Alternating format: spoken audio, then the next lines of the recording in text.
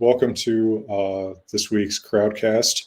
Our guest is Dr. Luke Gorton, good friend of mine, going back pretty good ways, about 13 years.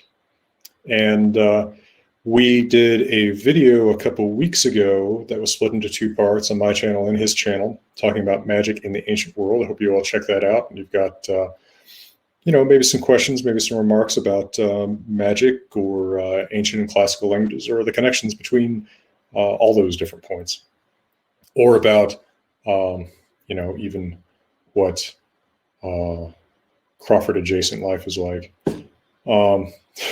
So, Luke, do you want to introduce yourself a little bit, talk a little bit about what you've been working on lately, and then folks, as you've got questions, just type them out on the right. And it's actually better if you don't use the ask a question thing at the bottom. It's easier for me to see if it's just in the normal text on the right. And then we'll just kind of start running through those.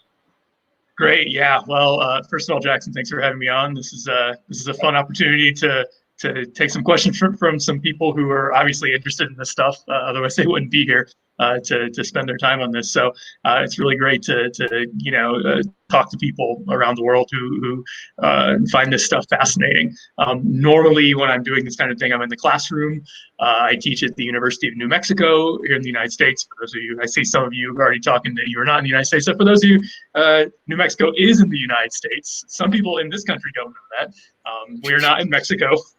We are on the border of Mexico, but we are a state in the United States. It's kind of a running joke here in New Mexico. So I teach here at UNM. And one of the classes I do teach is magic in ancient religion, and it's exactly what the class sounds like. We talk about magic in the ancient Mediterranean world. That can include Greek society, Roman society, Jewish or Israelite society, early Christians. We talk a little bit about Egypt, but Egypt is kind of its own world when it comes to the ancient Mediterranean, and there are special people called Egyptologists that really know their stuff about Egypt more than I do, because it really is quite different, even though it is part of the Mediterranean world. So my research and teaching really is on ancient religion in the ancient Mediterranean, but extending eastward into what we would today call the Middle East, over to Persia and even India in some ways. I'm interested in linguistics and language. This is actually how Jackson and I met when we did our master's degree in linguistics at the University of Georgia. So our shared interest in language and linguistics go way back. But when I went to do my PhD, that was in classics with a focus on ancient Mediterranean religions. And so I'm really, the stuff I'm interested in the most is where religion and language intersect. And you can get a lot of really cool stuff out of what these words mean, what they meant to those people. How can we tell from their texts? There's a lot of linguistics and religion stuff that you can really get out of that. So I welcome all your questions on anything like that, or really anything. I'll just tell you I don't know if it's on something else. Right. Just to kick us off, beyond what you talked about in our video on magic and vocabulary around magic in the ancient world, what's another good example maybe of the intersection of language and religion in your work? Yeah. I have published an article, and you can find, if you Google me, you should be able to find some of my pages, like on academia.edu, where I've put up some of the PDFs of my articles. So I have done some work on the Septuagint, which is the ancient Greek translation of what we would today call the Old Testament. So it was written in Hebrew and a little bit of Aramaic originally.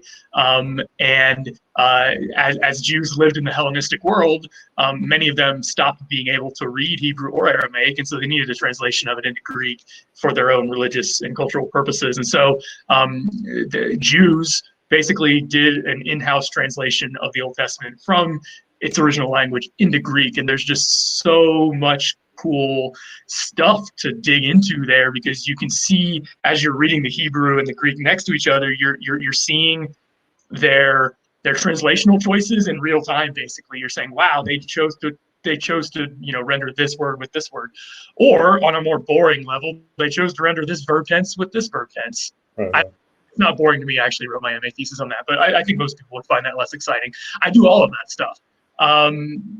So I published a few articles on that, and that's one place where language and religion really intersect, because you can see what these people who lived 2,200 years ago are kind of thinking. The wheels are spinning in their head, and they're trying to figure out how to render one language in terms of another language, even though Hebrew and Greek are very different. Your master's thesis was in the same sort of family as mine, right? The Klein, all the Klein master's theses and dissertations about Bible translations. Yeah, I mean, and he didn't actually, did he push you kind of toward that? He didn't have to push me toward that at all. I was a little more pushy, yeah. Yeah, I think I came to him and said, I really find this topic fascinating. I would like to do a topic, within this general sphere. So it fit in with a lot of the Klein master's theses. I was excited to do it. Basically, my master's thesis, and I actually published an abbreviated version of it as an article, so you can probably find that online. My master's thesis was on the translation of verbs in the book of Ecclesiastes. So what I basically did is I just spent a month or so just going verse by verse in the book of Ecclesiastes, Hebrew, Greek, and looking at the translations only of verbs, though, because otherwise it would have gotten way out of hand. And learned a lot about how the translator tried to render some of these Hebrew verb aspects. Hebrew didn't really quite have tense in the way that we do today, so it was interesting to see how they put Hebrew aspect into Greek tense. And that's really what the project was about. That would be really interesting, and of course we both have an affection for Ecclesiastes.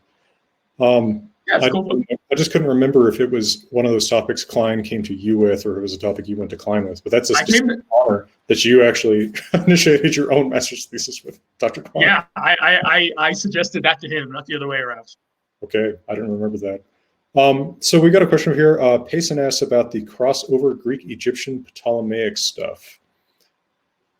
Yeah. So as I said about 5 minutes ago, I'm not an Egyptologist. So when it comes to like the really native Egyptian stuff, I'm not the one to talk to. I can give you basics on it, but I'm not an expert on it. But of course, when Alexander the Great conquered Egypt from the Persian Empire, you start to get this crossover stuff, right? Which it sounds like is what the person is asking about. You get new gods. So the Ptolemies really understand that if they're going to successfully rule Egypt, even though they're not native, they're Greek by origin. They kind of try to go native to a certain extent, because they realize that's one way you can rule a culture is to be a part of that culture, or at least be seen as being a part of that culture. So not to be seen as some foreign conqueror or foreign ruler. So they really go native in some ways, even though Greek is still the official language of their kingdom as long as it lasts. So there is that linguistic difference there. But you have the Ptolemies who sort of take charge of the Egyptian bureaucratic state, which was always very well developed. It was one of the best developed bureaucratic states in the world, and it was a priestly state, so it was really all based on the priesthood. Our word hieroglyphics means sacred carvings because it was the priesthood that was in charge of all that, really. So the Ptolemies kind of insert themselves into that pre-existing system, which was a smart political choice for them. They set themselves up as sort of gods like the pharaohs had been, which was not a native Greek way of thinking about kings. Greeks did not go around calling their leaders gods or divine even, really. But Egyptians did, and so the Ptolemies did. They came up with new connections between old gods. They said, oh, this Greek god is this Egyptian god, we'll worship him as the same guy. They came up with a god Serapis, who was kind of a melange of some figures. So I'm not sure if that's exactly what the questioner was going for, but that's off the top of my head, that's really what sort of happened in the religion/politics category. And of course, we have this modern distinction between religion and politics they didn't have. So for them, that was all kind of one thing. And just as an aside about language with the Ptolemies, doesn't Plutarch say that Cleopatra knew Egyptian, but he puts it in the same context as and she knew like troglodyte and all these other random languages. As if it's weird that a Ptolemy speaks Egyptian. Right. They wouldn't need to. I mean, if you're one of the Ptolemaic rulers, you don't need to speak Egyptian to rule the country. Everything is in Greek, as far as the top level of administration is concerned. So we have but we know there were plenty of bilingual people, because obviously that top level had to talk to everybody else and vice versa. So there were plenty of bilingual people who spoke Greek and Coptic at that point. So that's interesting stuff. We got a question from John Phillips. Could you talk a little bit about, I just lost this. Could you talk a little bit about Jesus' status as a miracle worker or magician and how his image has changed over time? Especially how now I feel like there's a lot of opposition to think of him as a magical person. Yeah, this is a great question, and it was already a loaded question in antiquity. It hasn't. I mean, I realize it might be controversial today, but it was already controversial 1,800 years ago, let's say. And the reason is that this word magic is loaded, and magician is a loaded word too, right? And what I mean by loaded here is it's loaded with some negative valence. Well, I mean, we have magicians in Vegas doing shows today. I'm not really talking about them. But is it positively viewed in the culture as a whole? I don't know that magicians are necessarily all that positive. Yeah, exactly. I don't know. I mean, we consider them charlatans who are fun to pay $50 to go see or something. Yeah. So there, magic and magician.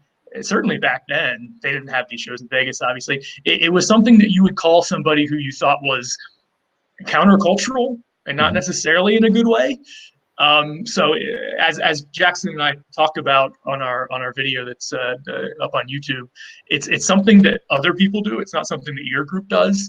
So people who knew about Jesus, but didn't necessarily buy into his movement, might call him a magician. Now, they might be doing this as a way to attack him and his followers, but not necessarily. They could just be saying he's different, not necessarily in a bad way. Moses gets the same treatment, by the way, among non-Jews. Greeks would think of a character like Moses or Jesus, and they would say, wow, I've heard some amazing stories about these figures. I mean, think of what Moses did, think of what Jesus did. And they're not Jewish themselves or Christian, but they recognize that these people might actually have power. So today I think it's pretty standard. If you're not part of a particular religious group, you're going to be like, oh, that's all fake, I don't care. At least that seems to be the standard response. But back then, that was not the standard response. The standard response was to say, oh, okay, there's lots of powerful people in the world. There's lots of gods in the world that I probably don't know about. So if these Christians are out saying that they're following this guy who did amazing stuff, who am I to say he didn't do it? He probably did do it. Maybe I'm not going to buy into the movement, but he sounds pretty powerful and maybe even kind of a cool guy. I don't know. So he's a magician. He's weird. He's not part of our culture, but he has some power. But Christians, of course, would argue back and say, no, he's not a magician. He's the Son of God, and he had that power because he got it from God, or even was God in some way. So interestingly, the way that they would, the terms of the debate were different. They would oftentimes agree that Jesus really was powerful, but not agree on what that meant and how you should interpret that and what you should call them. Yeah, and I think you hit on a really important thing about a lot of these ancient polytheisms is that they're not about a closed set, right? No. I think we have this image, maybe a little bit reinforced by monotheism, but also kind of reinforced by just the kind of like clinical way these things get presented in the little, golden handbooks, where say, all right, these are the Greek gods, closed set. If I tell a Greek god about some god that's not in this set of like Aphrodite and Ares and Zeus, they're not going to believe in them. It's not necessarily true. It's just, these gods have a defined relationship to each other, but that's not to say they don't believe that maybe the Scythians or whatever have a different god. Sure. Yeah, they're very open to thinking about new gods. I mean, there's a famous passage in the book of Acts in the New Testament where Paul goes to Athens and he sees something set up and it says to an unknown god on it. And Paul uses this to say, oh, it's Jesus, I'm going to tell you about him. So good rhetoric he uses. But the point is that the Athenians set up an altar or a temple, something to an unknown god, and they put it on there to sort of show that they didn't know everything and they're open to new ideas. That is a good parallel. Thank you for that. Then we have Simon asks, why is it that wine in ancient Greek is depicted as a very strong, possibly lethal substance? How is it different from modern wine? Someone has dug into your wine stuff. Yeah, I didn't mention my wine research at all. So either that's a fortuitous coincidence or they've dug into my wine stuff. Either way, I'll take it. So from what we can tell, the Greeks actually mixed their wine.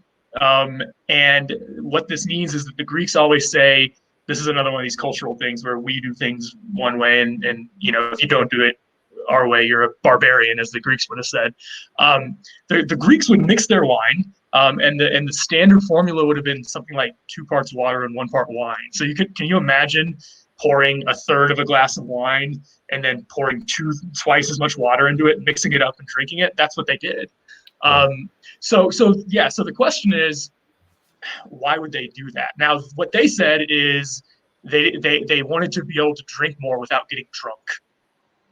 So in this sense, it's kind of like the idea of beer, in the modern world, where it's like 5% alcohol. You can drink quite a bit of it, and before you get drunk. Whereas wine is quite a bit stronger usually, so you can't drink as much of it before you get drunk. So the Greeks did an end run around this problem by just mixing their wine with a lot of water, so they could just keep drinking, and it would take 3 times as long for them to get drunk, which for them was not a goal. Often, the Greeks thought that getting drunk was sort of a breach of decorum.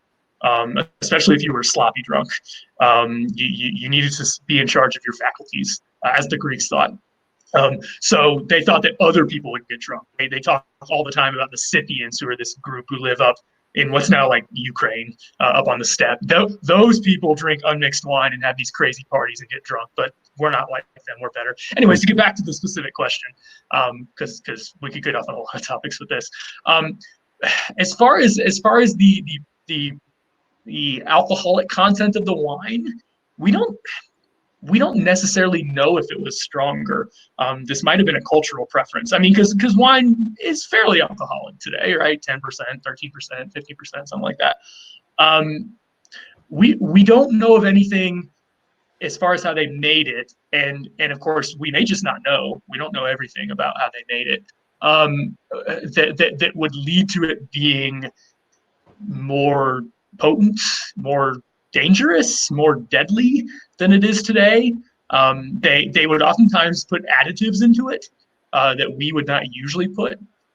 So they preservatives, you might say, like tar, pine tar, retsina. If you've been to Greece and had this retsina, that Greece is the only place left in the world where they still drink it. It adds a very piney, tarry flavor to it and scent. But I don't think that would have poisoned them. I don't think that would have caused them to get drunk quicker.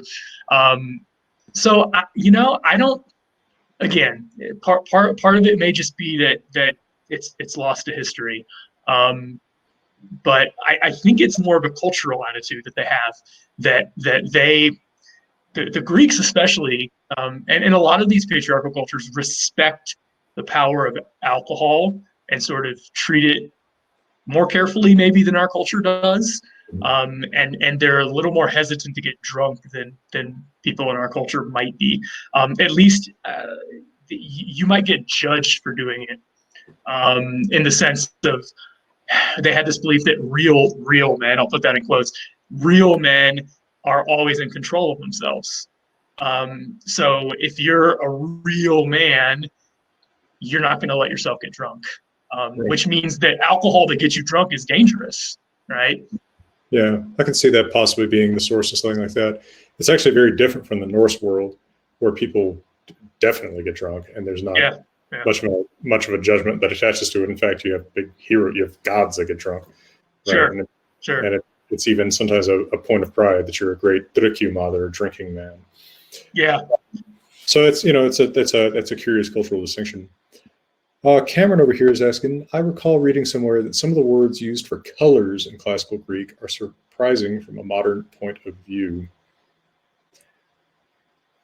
And I can see. I really should just let you answer this question, because you're the resident color expert here. I'll say a little bit, and then Jackson, I think you should really talk a little bit more about this, because you know more about this than I do. But the colors in all ancient Indo-European languages are surprising. honestly, when you look at them, because ancient Indo-European, like the proto-language, doesn't seem to have had our full set of color terms. They seem to have, and Jackson, you might be able to correct me with what I'm about to say, but from what I understand, Proto-European really had like 3 colors, and and I would translate them something like light, dark, and bright if I was trying to be as accurate as possible. Light is something kind of whitish, maybe, but anywhere that's white adjacent. Dark is something black or gray, maybe, and then bright is orange, yellow, red, those kind of things. So we get words in Greek and Latin like the Indo-European root that we usually translate red, which is hrud. We get red from that. The Greek word for this color was erythros, like erythrocytes are red blood cells. And we get words like ruber and ruddy and things like that from this root in Latin or Germanic.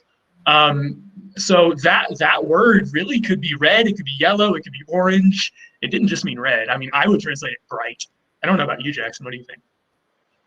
Well, I mean, like, let's compare notes. Is there any Indo-European language you can think of where that root doesn't focally mean red? I mean, yeah, it can be extended to other things, but it seems like the best example of it is always red, right? Yeah. Blood is always this color. Sure. You know, we can just use the Indo-European term. So I think probably, yeah, it's a term that's focused on red, right? If you ask someone, you know, if you gave a Proto-Indo-European speaker a set of crayons and said, you know, what's the best hrud crayon or whatever, they'd probably point at, you know, the bright red. But that the category includes probably all the warm colors. Right. And Jackson, do you think that have you seen any evidence that Proto-Indo-European had a separate color word that was specifically orange or yellow, or would this word have just kind of covered that whole Yeah. Yeah. Now, probably the closest thing is that there's the root. I think it's Ghel. I think it's Ghel. Right. Which is where we get yellow from, right? Yellow, yeah. But it's so many other things. It's also the root in glitter and glance and glass. So it means like shiny or something, like shiny, if you wanted to translate it right. Yeah. Okay, so maybe we have bright and we have shiny. Yeah. Those are two. Well, if we're translating the root word as bright, as I'm sort of suggesting a little bit here. I still want to translate that as red. I still think that. That's fine. Yeah. Yeah. Yeah, and I think, I mean, when we're trying to put ourselves into their world, they didn't have all these artificial dyes all around, right? So what would they have seen in their lives that was this color? Blood, right? So blood has to have a color because it's something that people see, especially in war, right? So that makes sense that would be like the primary color that this word would be focused on. But then people say, oh, well, this is kind of red, this is kind of blood adjacent, this is kind of blood adjacent. Gold, which we would call yellow, can be called something like this in ancient languages sometimes. Yeah, English is consistently red. Yeah. Yeah. Which doesn't mean they had different eyes than us. It doesn't mean that their gold was different than us. It means that their way of dividing up the rainbow was different than us. Right. And one of the ones that comes up specifically with ancient Greek people is chloros. Yeah, that's a really interesting one because that can mean anywhere from yellow to yellowish green to, again, kind of bright or shiny in some ways. And I think the root is yellow. I think it's from the Ghel root. Yeah. I think it must be a zero grade there. Yeah. So it's the word that gets used to describe plants, which is of course another thing in the natural world that people would have wanted to have a word for their color. But it can be other things that are bright and shiny, not just that green color of plants or yellow color of plants, right? Because plants can be green or yellow. It kind of covers sometimes it can mean pale, right? So I'd have to double check, but I'm pretty sure in the book of Revelation, when you get the 4 horsemen of the apocalypse, the horse that gets translated the pale horse in English is the chloros horse. Oh, it's the yellow-green horse. It's not the pale horse. The pale is one potential translation of that word. But when you see it as the pale horse in an English translation of Revelation, you're not getting the whole point of what that word is. Yeah, it's almost potentially even like a pretty sickly horse or something like that. It's a sickly horse, yeah. It can be pale, which is weird because it can be yellow-green in the sense of a vibrant plant with life in it, but it can also be pale in the sense of sickly. So yeah, it really does span a whole range of the spectrum. And then what else we got? There's Glaukos. Yeah, which is usually translated gray. Yeah. Yeah. I think that's from the same root too. I think it's also Kel plus something. That would make sense. Although I'm not sure why it would be a gamma instead of a chi there, but it could happen. It could happen. It's just a little weird. I mean, need to try. But then there's all kinds of other weird things. I mean, not to belabor this point too long, but like all the Indo-European languages have words for black and white, but they're from all these different roots, right? I mean, they're not all from the same words, and so there's not. So probably they don't have the same. I would risk saying that there's probably not the same idea of the category of color that we have today, right? Yeah, I don't think so. You made a good point about modern dyes, right? We go to the store and we can choose, the same shirt in black or white or red or blue or green, right? They don't have anything like that because nothing is really distinguished by color, right? The colors they are, and so there's not the same need to talk about color. Right, and I think that's part of it. But most languages, I would also say, I've never seen a convincing documentation of a language that didn't have a word for red. Again, blood is common to the human experience. So it would be very strange if there wasn't a word to describe what blood looked like. Yeah, it's very psychologically salient. Yeah. Payson also asks, weren't there drinking vessels larger than our wine glasses? And also, yes. They came in various sizes, and we found many of these kind of things from archaeology, of course. So they went all the way from what you would call a small glass, maybe this big or something, all the way up to much bigger ones. But again, for the Greeks at least, they would be putting 2/3 water into that. So it's not for them. It wouldn't be as much alcohol as you think. And there are the larger amphorae, which are giant, several foot tall clay pitchers that are kind of shaped like this, that were meant more as storage vessels for wine. So you wouldn't get a bottle of wine, you get an amphora of wine, which is, I don't know how many bottles that is, but it's a lot. And that would be what you would serve yourself from at the party. But we know that occasionally, at least, people would just go right after the amphora and drink from it. So I don't know if you call an amphora a drinking glass, but if you call it one, it's a very large drinking glass. True. I can think of at least one ancient Greek vase painting where a satyr, and the satyrs were legendarily known for their lack of self-control, unlike the good male Greek citizen. So satyrs were kind of animalistic, so they had no self-control. They would just get drunk all the time. And there's an ancient Greek vase painting of a satyr who is laying on his back with an amphora on his stomach, and he's just pouring the wine into his mouth. So the idea is, like, if you have no self-control, you'll just drink right from the amphora. Right. I don't know how that picture hasn't made its way onto some fraternity T-shirt. It really it has to have at some point. If they don't know that, they should. As Martha says, I thought the reason for diluting wine was so they could drink all night, talk philosophy, or listen to the wretched flute girls. Well, yeah, that's actually part of it, right? So it's part of this. It's part of this ancient Greek idea of male self-control. But when they're at their symposia, these drinking parties they had, they want to be in control so they can enjoy each other's company and enjoy whatever else is happening, whether it's the flute girls fluting or dancing around or philosophy or whatever, right? Now, of course, we always have to be careful to try to draw a distinction between the ideal and the reality. So every culture has an ideal of how people should behave, and then we know that half the time they don't behave that way, right? So I don't think we should think that Greeks never got drunk. Sure they did. They did probably all the time, but their ideal was that if you're a grown man, you're not supposed to get drunk, at least not sloppy drunk. You can get tipsy, you can get buzzed, just stay in control. And if you can drink a lot and stay in control, then fine. But don't push it.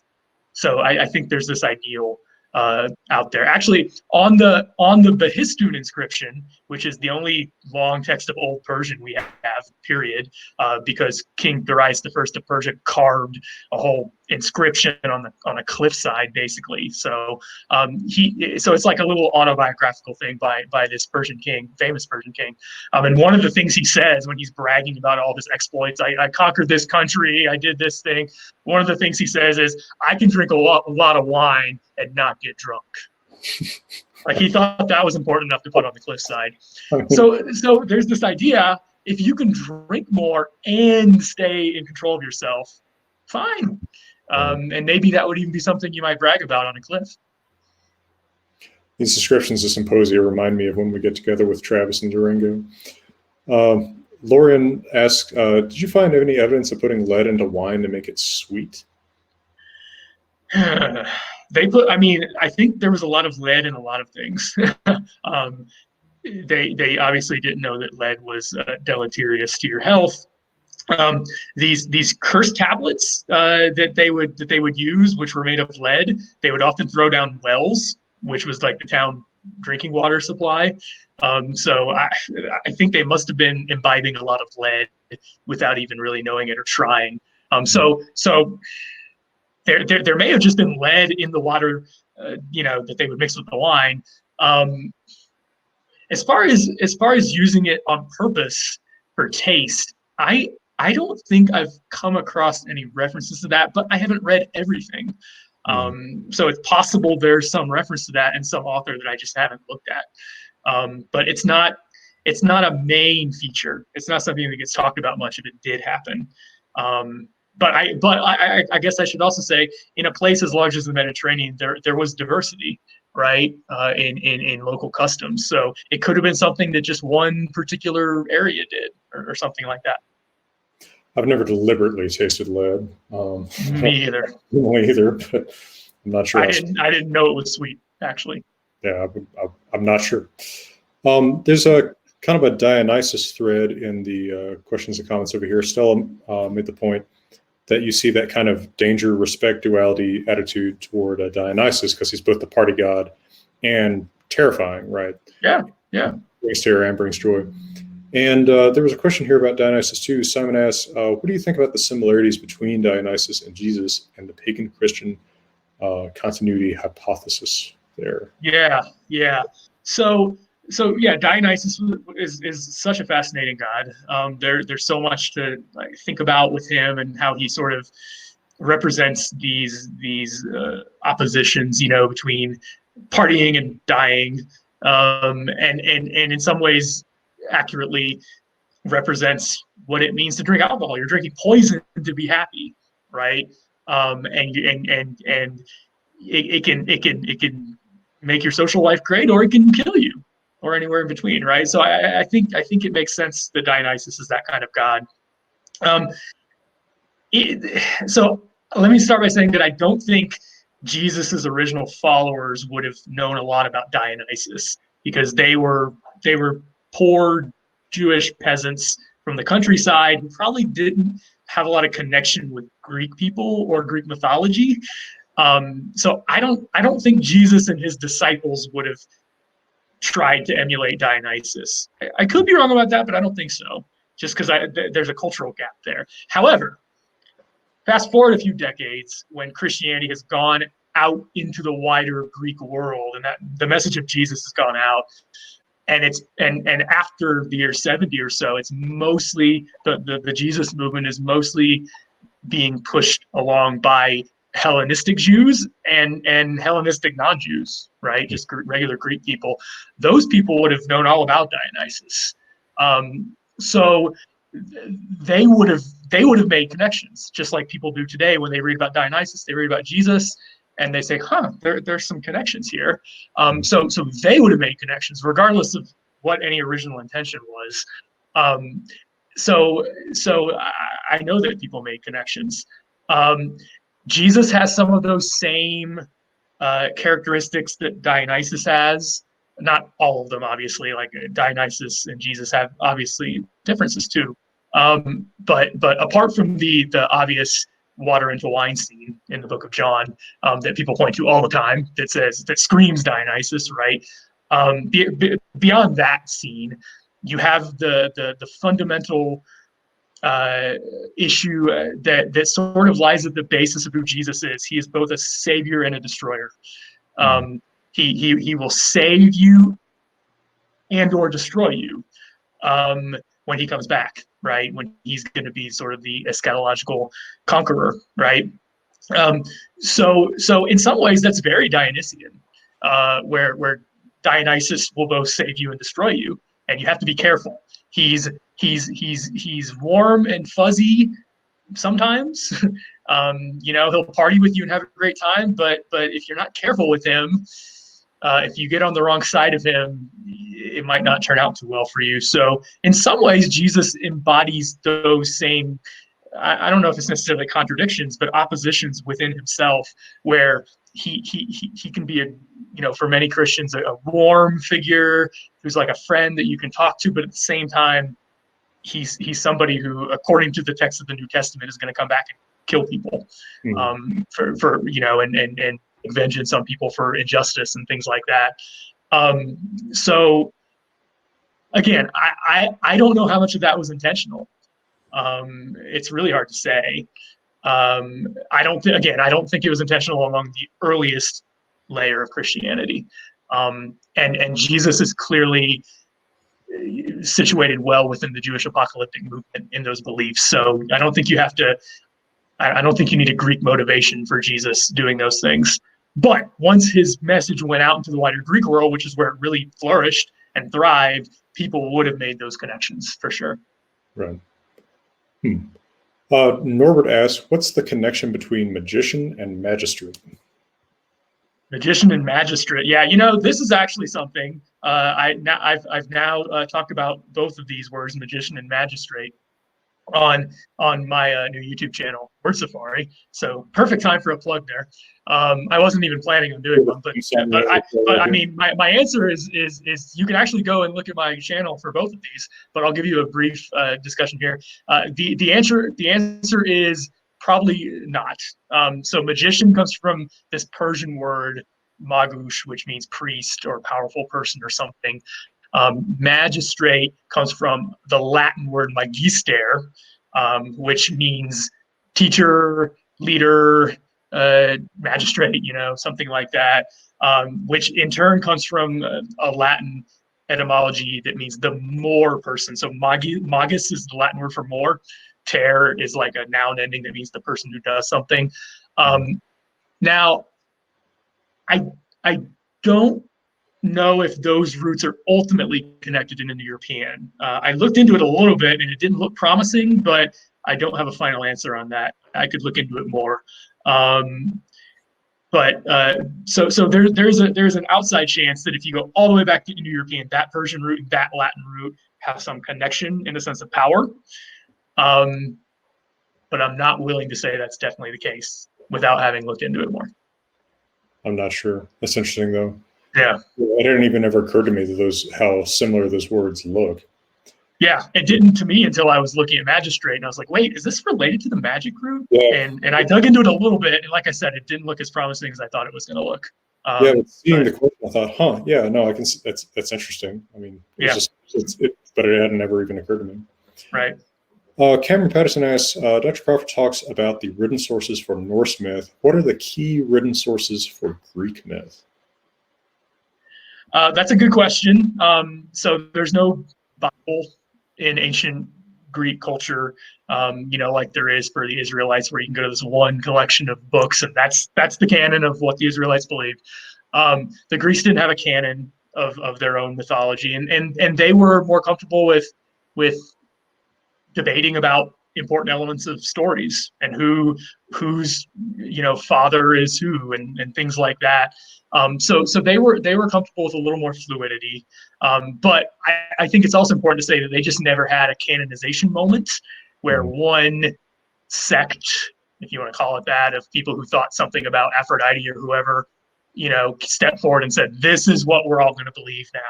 Right. And since there was never a standardization moment, that there was just a lot of fluidity there, which is how Judaism was at some points in its history before there was a canonization moment. So there's no Bible, but the way that we get a lot of our Greek mythological stories is they're mentioned in other contexts. So like if you read the Iliad, obviously that is a story from Greek mythology, but inside of the Iliad, you get these little flashbacks where somebody will say, "Oh, I remember when this happened," and then tell a story about Bellerophon, who's not a character in the Iliad, but there's a flashback about him in the Iliad. Or you get a flashback about Poseidon and Apollo building the walls of Troy, which happened way before the Iliad. So we get little pieces of these stories in other stories. However, there were people who later on tried to put these stories together. So Apollodorus is an author who lived much later in the Hellenistic and Roman period, and he tried to compile all these into like one narrative. And it's not as exciting as reading some of these stories because he's really just writing it like a chronicle or something. Like, and then this story about Achilles happened and blah blah blah. It kind of gives you an idea of what this might look like if you zoom out. But as far as the older stories, you gotta glean them from other things.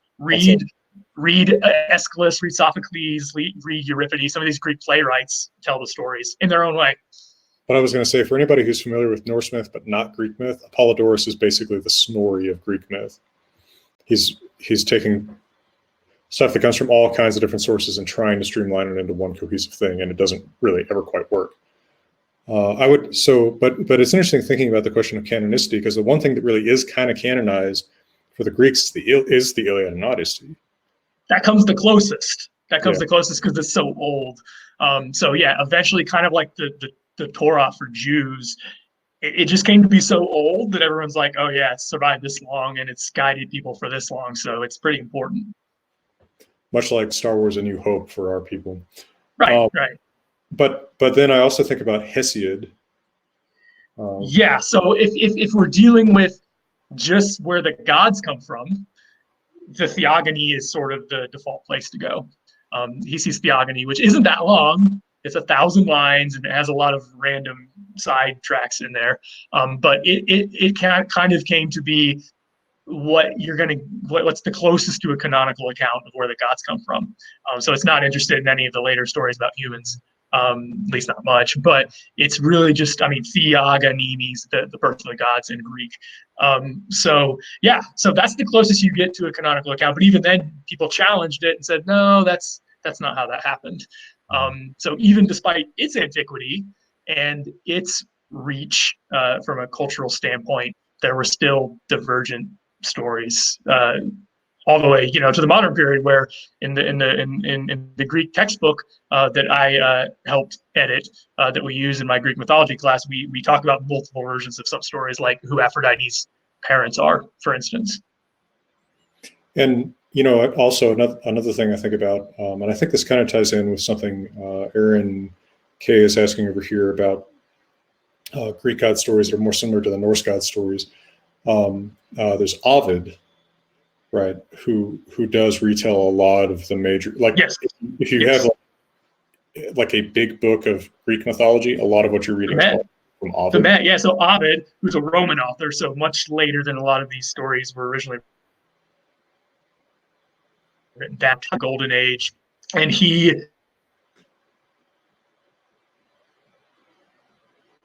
which is a 15-book compendium of Greek mythology told by a Roman for a Roman audience. And so he picks and chooses what he likes and then sort of tells it his own way. So you're not guaranteed to get the original version of the story, but you'll get a pretty good overview of what a Roman audience might have considered important from Greek mythology. You just disappeared on my screen. I don't know if anybody else can still see you. I can hear you. I can see you, but that doesn't mean anything. I can see you. I can see you. I can see everything. Okay, I've had this happen before. There was one crowdcast where I actually thought that that I was invisible, and it turned out that I was not invisible to anybody but me. Huh. But he was talking about the metamorphoses. That's what. Yeah. So you did go mute for a minute too, but it was Okay. but Ovid's metamorphoses. Talking about. Do you recommend any translations of the metamorphoses? I have never used it in a class. When I read it in Latin, which is when I'm actually going to try to read something from the ancient world, I try to read it in the original source if I have the time. So I had a summer back in grad school that I was like, I'm going to read the Met this summer, and I did. So I've never read it in English. So I actually am not the person to ask for that. You got to do this. Right. I've never actually read it in English. Okay, but there are many translations out there. There really are, and yeah, if you give me time to research, then I can give you my opinion on that. But off the top of my head, I don't have one. I do know there's a translation of Hesiod's Theogony and Works and Days. It's just together as a Hesiod book from Hackett. Yeah, it's a good resource to have. Yeah. Simon Strive asks, what do we know about the importance of the mysteries in Greek religion? Yeah, good question. So they are mysteries. So we know about as much about them as any average public person did in the ancient world, which is more than we could know, but less than we want to know. The word mystery comes from an ancient Greek word that means to initiate. So etymologically, the mysteries were things that you had to be initiated into the club to find out about, and then oftentimes sworn to secrecy afterwards, which is why all we really get are vague rumors about what happened behind closed doors with some of these mystery groups. Some people call them mystery religions. Some people call them mystery cults. Both of those are kind of biased in their own way and not quite accurate. You can call them mystery movements. As with translation, it can be hard to find the exact right term sometimes. What we know is, like I mentioned, there was always some initiation process, which was unusual for religion back then. Usually it was just whatever your family believed you were born into, that's what you would believe. There wasn't going to be a lot of actively seeking out new beliefs or anything like that. But the mystery groups were interesting because they in some ways were the forerunner of a kind of religion like Christianity, where they would say it's a choice. You can make a choice to be a part of our group. It's not just an ethnic affiliation or something. You have to get initiated in some way, like Christians have to get baptized, right? And there's a mystery at the center of the movement, which we don't really think of Christianity fulfilling that today, but Paul in the New Testament uses this word all the time: the mystery of Christ, the mystery that God has kept back. So Paul is clearly trying to think in mystery cult terms for early Christianity. The weird thing about Christianity is it's a mystery cult that told everyone its central mystery. Whereas most mystery cults wouldn't tell everyone their central mystery. It would be something you had to get initiated for and then keep secret and only talk about with other people in the club. So we don't actually know a lot about their central mysteries because most people actually kept their oaths and didn't tell everybody. So we know that we know some things about the public initiation that would oftentimes, for say the Eleusinian mysteries, which is the biggest one, would involve like a procession from Athens to Eleusis, which is almost 20 miles. You have to walk in a day in a procession with everyone else who was getting initiated that year. But then once they got to Eleusis and went inside the temple, nobody had any idea outside, what was happening. There were rumors, but we don't know to what extent those rumors were true. As far as, sorry, go ahead. It's like the Masons. It kind of is. As far as their prevalence in society, it would have always been a small minority of people because you had to take time to get initiated and you had to have some money. So if you were a regular poor person in the ancient world, I don't think you would have the time or the money to do this. But if you had a little free time, a little money, and you could leave your servants to work the fields or whatever for a few days, and go get initiated, then you might do it. And Also, like Christianity, these mystery groups would promise special benefits to people who joined up. Sometimes those benefits were in this world, and sometimes those benefits were in the next world. And this is also something that is really unusual from Greek religion, that this is a group within Greek religion that's promising benefits in the afterlife, which is not normal in Greek religion. Normally, everybody just goes to Hades and boom, there you are. And there's not a lot of distinction. But the mystery cults believe that if you were inducted into the mystery cult of, say, Demeter and Persephone with the Eleusinian mysteries, when you got to Hades, you would Persephone would be down there. She's the queen of the underworld. So she would see you and say, hey, you were part of my group. I like you. We're friends. And so you'd already have a connection when you got down there. And she might give you a better room or something. It doesn't get you out of Hades, but it just makes your afterlife better. At least that's what they believe.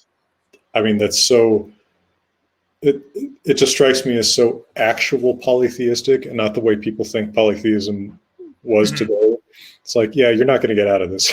It's just like, but Persephone might bump you up to first class or something. Yeah, exactly.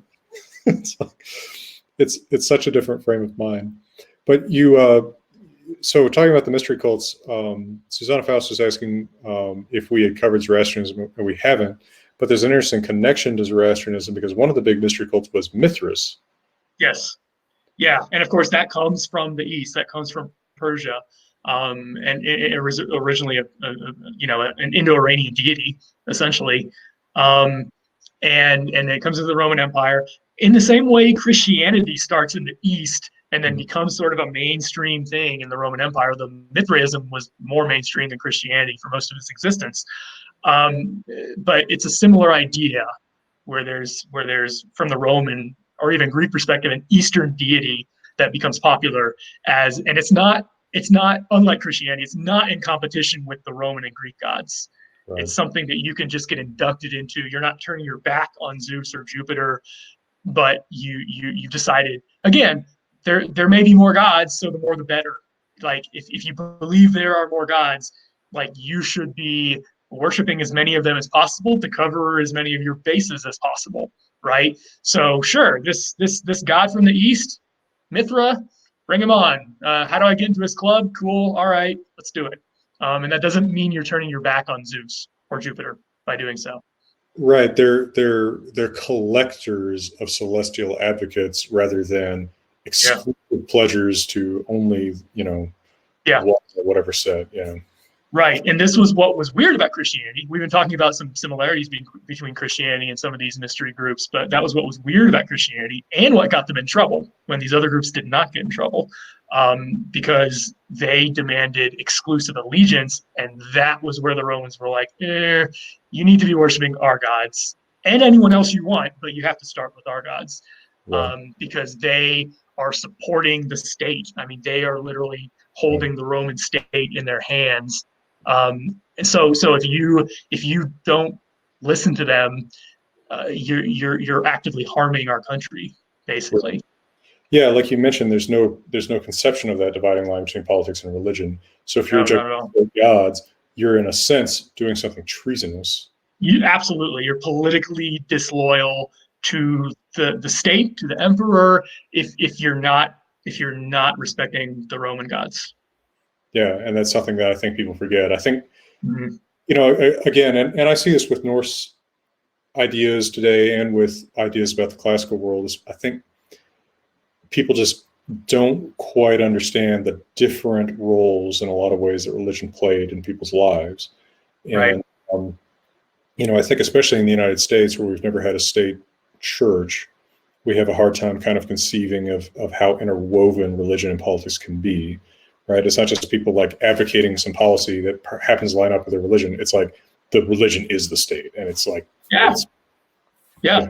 And they believe that, as we were talking about, belief in the gods, what you do for the gods, sacrifice, everything else really undergirds the welfare of the entire state and nation. And it's more of a collective mentality too.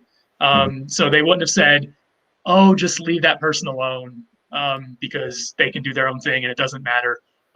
They believe that for allowing, they believe. What was that? But the gods might punish us for allowing him to do that. Exactly. So they're very collectivist in their belief system.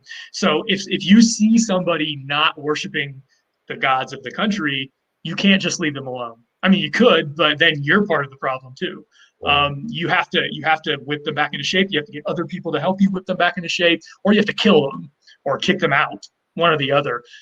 We see this all over the ancient Mediterranean world in all different texts from all different cultures. It's in the Old Testament all over the place where one person, like in the book of Joshua, one person sins and makes the Israelites lose a whole battle, or they lose, I don't know, hundreds of people or something.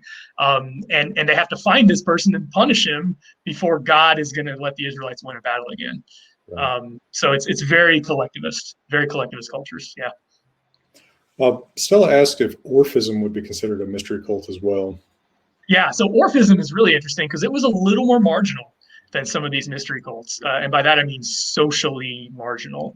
So these mystery cults, like the Eleusinian Mysteries, by the classical period, are fully integrated into the religious system. They're not marginal at all. They're the opposite of marginal. They're something that everybody knew about and at least was officially accepted, and the city of Athens even started funding it. But then you get something like Orphism, which has a lot of similar traits in some ways, but it's a belief system that never quite gets the cultural cachet that some of these mystery cults do. And in that sense, it makes Orphism more like Christianity, and there are a lot of parallels between Orphism and Christianity as well. But it undergoes some persecution sometimes, where people will be killed or run out of town for believing in some of these Orphic things, which would have never happened if you were a member of the Eleusinian Mysteries. If anything, that brings you social status if you're a member of the Eleusinian Mysteries. So it depends on how you define this mystery idea, whether you want to put Orphism in it, but there are points of tangency, let's put it that way. So if you draw a Venn diagram, there's going to be an overlap between Orphism and mystery cults, but Orphism is a little further out of the center of wherever the cultural gravity lay. So it was always there in the background. I mean, Plato alludes to it a lot in his works, and Plato seems to draw some inspiration from Orphic beliefs for his own philosophical writings. And he makes some not so subtle allusions to it. So people knew about Orphism, they knew about what Orphics believed, but they were always a little bit more fringe, even though Plato tries to sort of rescue them from the fringe a little bit by mixing some of their ideas into what he's doing. But then again, Plato was fringe when he was writing. And even though, we forget that because he came to be so important later on. I mean, in his day in philosophical circles, but those philosophers were fringe by definition, in the sense that most people didn't think like that. Most people didn't have the time to sit around all day thinking about things. So. Well, and I think, as Jesus says, no man is a prophet in his own country. And I don't think you're ever a philosopher in your own time, Right. It takes a little while. Because, the philosopher to the next generation is the crazy man to the current generation. Look at what they did to Socrates, right? And to Jesus, for that matter. So. Yeah, it is not the greatest choice for quality of life contemporaneously. Mm-hmm. Well, this has been a great collection of questions. I've really enjoyed your answers. You've been very informative as usual. Does anyone want to throw in a couple last questions? Luke, you got time for a few more? Yeah, absolutely. Or if you feel like we didn't answer something you were asking about, still does point out it's interesting how prevalent the hymns are now. I guess there must be the Orphic hymns have become popular recently. I don't know. Yeah, I'm not sure which hymn she means, whether she means the Homeric hymns or the Orphic hymns. Orphic hymns. Okay, yeah. So yeah, I mean, Orphism has kind of become a cool thing to talk about. And kind of like the mystery cults, we only have fragmentary information about it. So more stuff has come to light in archaeological digs, and we found some lost manuscripts that have some Orphic stuff on them. So honestly, like from a scholarly perspective, we as scholars are still trying to get our head around what Orphism even is and how to define it. It's a loose term that that was used, back then. It's not our word. They kind of threw it around, but they didn't always use it in the same way every time. So when we use it today, we're trying to identify something that we're not even sure what the parameters of it are, because it was a way of looking at the world and a belief system that endured for hundreds and hundreds and hundreds of years, and surely went through changes and probably had different groups believing different things. The Orphics have a lot of connection with the Pythagoreans. So there's a lot of overlap there. So was Pythagoras an Orphic? We're not really sure. You could define it that way, and there's definitely overlap, but we're not sure how to use this. Some scholars today have gone so far as to say Orphism didn't exist. That's a label that doesn't even help us, and we just need to focus on what we do know about. I wouldn't go that far. They talk about it enough that it existed in some way, but since it was kind of an underground movement, we're sort of grasping at straws sometimes to try to figure out exactly what they believed. They definitely had special ideas about the afterlife, that you might be more conscious in the afterlife and have a little more free will, if you followed the Orphic beliefs, and not just beliefs, but rituals. So they would oftentimes bury their dead with these little gold slips that had instructions on them. The idea being that's going to remind your soul what to do to get the afterlife you want once you're down there, which was not a regular Greek thing. So we're kind of piecing their beliefs together from things like that, little gold slips that have 20 words on them of instructions or something like that. I also just want to insert right now before I forget about it, that would be a great theme for the Zoom games Monday night would be mystery cults / Star Trek. So Orphic Worf. That's good. Yeah, Warphic, Warpheus. Let's keep these in mind for Monday. Okay, put that in the back burner. It's definitely on the back burner. I knew I'd forget about it if I didn't say it. So Trini Newman asks, were there any magic-related practices forbidden in ancient Greece? Yeah, so it depends on the era you go to and the place you go to, but in general, in the oldest periods, the laws that we know of that forbid any kind of magic were really only against using magic to commit crimes. So if you use magic to kill somebody, it's illegal, but not using magic to kill somebody is also illegal. So if you use magic to steal something from somebody, it's illegal, but stealing somebody in a normal way from somebody is also illegal, right? So it seems like in the oldest period, they were less concerned with magic and more concerned with what you did with it. So if you're doing something nefarious with it, they might put that in the law code. But if you're just using it to help yourself or whatever, they would tend to look the other way. Right. It's a different attitude, I think, than the later Christian attitude that regards magic as something that's sort of pursued by maybe a more limited set of people. Anyone kind of pretty limited magic. So as a activity, it's not necessarily banned the same way. And by the way, I did mispronounce her name. It's Trine. I did not know that. Martha also asked, you mentioned a book that you edited. Do you want to plug it? The book that I edited is the textbook on Greek mythology. It's called Journey Through Greek Mythology. My colleague here at UNM, Monica Serino, originally wrote it, the first edition, about 10 to 15 years ago at this point. She taught Greek mythology here at UNM for almost 25 years. Handed the class on to me, so I've been teaching it for 5 years now.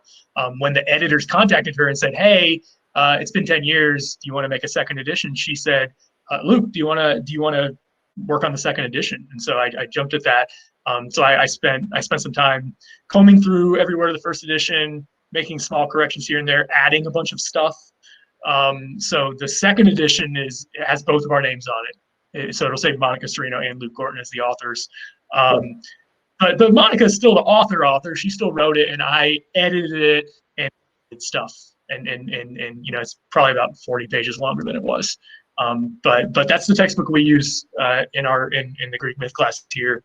It's very readable. It doesn't go super in depth into a lot of things. So if you already know a lot about Greek mythology, you'll probably know most of what's in it. But if you want a good introduction, it's a good introduction. Cool. Anything else you want to plug? Say your YouTube channel. Yeah, so I already mentioned Word Safari. I have 4 videos up so far. Going to put the 5th one up soon. It's just a channel that's devoted to word etymologies. The reason I call it Word Safari is because we're just kind of taking a safari through the jungle of word histories and seeing interesting stuff. So I just got that started a little over a month ago. Already been a lot of great comments from a lot of people on there. So I'm happy to see the response from fellow word nerds like myself. So yeah, if you're interested in that, I'd love to see you over there. Subscribe, comment on everything, and we'll have some good discussions. I've seen some good remarks on it here and on Patreon. Yeah. Well, Luke, thank you very much for your time today. And absolutely, thank you for having me. By me or by your subscribers here? Your closing thoughts. We've got to do. We've got your friend. Yeah, we got it. We got it. Word Safari. We'll do that. Yeah. I look forward to doing this again. I think this was fun. It's always fun to take questions like this from people, and the way that I run my magic and ancient religion classes is actually not dissimilar to this. We'll talk about a topic, and then I'll sort of open it up to the audience, and get a lot of good questions. So yeah, I really enjoy this format. I think it's very conducive to just having kind of a good conversation and getting into some of the cool details. I think so too. Well, thanks for coming, and absolutely. And I'll see you soon. Yeah, see you soon. Thanks again for having me. All the best, everybody.